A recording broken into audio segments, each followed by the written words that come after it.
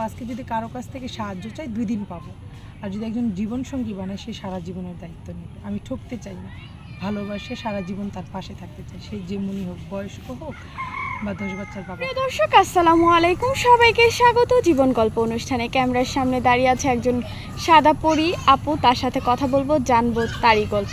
আসসালামু আলাইকুম আপু। ওয়ালাইকুম আসসালাম। আসসালামু আলাইকুম আপু। কেমন আছেন? এই তো আল্লাহ পাক রাখছে ভালো, আলহামদুলিল্লাহ। আপু, আপনার নাম? আমার নাম মিষ্টি ইসলাম। মিষ্টি ইসলাম। কোথা থেকে এসেছেন? আপু আমার বাসা ঠাকুরগাঁও, সদর নামাপাড়া। ঠাকুরগাঁয়ে। আপু, আপনার বর্তমান বয়স? 24। পরিবারে কে কে আছে? পরিবারে আমার বাবা আছে, 2টা ভাই আছে, আর আমার মা আছে, যিনি সৎ মা। সৎ মা? আপন মা কি হয়েছে? আমার যখন 5 বছর বয়স আপু, তখন আমার মা মারা গেছে। মা মারা গেছে। সৎ মা কত, মানে সৎ মার সাথে আপনার সম্পর্ক কেমন ছিল? সৎ মার সাথে সম্পর্ক ভালো দেখে আজকে আমি আপনাদের ক্যামেরার সামনে। কেমন সম্পর্ক, যে মার জন্য আজকে আমি 5 ওয়াক্ত নামাজ পড়ি, দেন আপু আমি ইন্টার পর্যন্ত লেখাপড়া করেছি। আজকে আপনাদের ক্যামেরার সামনে আসার প্রশ্নই পড়ে না যদি আমার মা আজকে আমাকে আগলে রাখতো আমার আপন মার মতো। উনি এরকম একজন মানুষ যে নাকি কোনো দিন আমাকে একটু সুখ দেয়নি। মাদ্রাসায় থেকে লেখাপড়া করেছি, যখন মানে 8-এ উঠেছি তখন আমি মাদ্রাসা থেকে স্কুলে এসে লেখাপড়া করেছি সার্টিফিকেটের জন্য। তখন থেকে অত্যাচার শুরু হয়ে গেছে।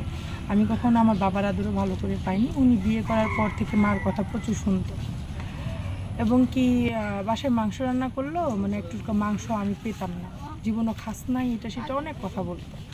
তো আমার জীবনটা এরকম গেছে।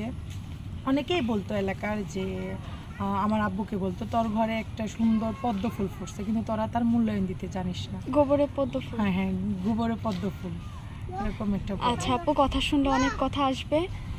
যাই হোক আপু, এখন তো আপনার 24 বছর বয়স। হ্যাঁ। এখন কোথায় আছেন? আপু আপনাদের ধারা আমার এক বান্ধবীর বিয়ে হয়েছিল এখান থেকে, মাশাআল্লাহ আপনাদের দোয়া আলহামদুলিল্লাহ অনেক সুখে আছে।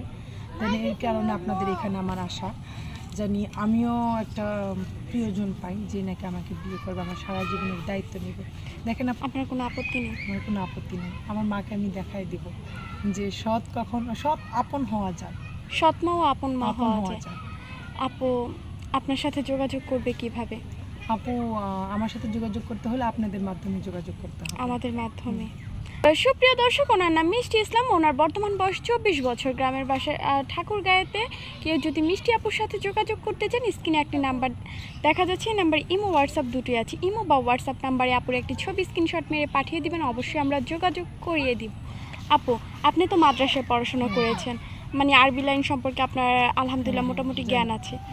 আপু আমি 5 ওয়াক্ত নামাজ পড়ি, যে নামাজ পড়তে খুব ভালোবাসি। হ্যাঁ, আমরা তো দেখি, আমাদের চোখের সামনেই থাকেন। আপু, বিয়ের পর স্বামীকে নিয়ে প্রথম কোথায় ঘুরতে যেতে চান?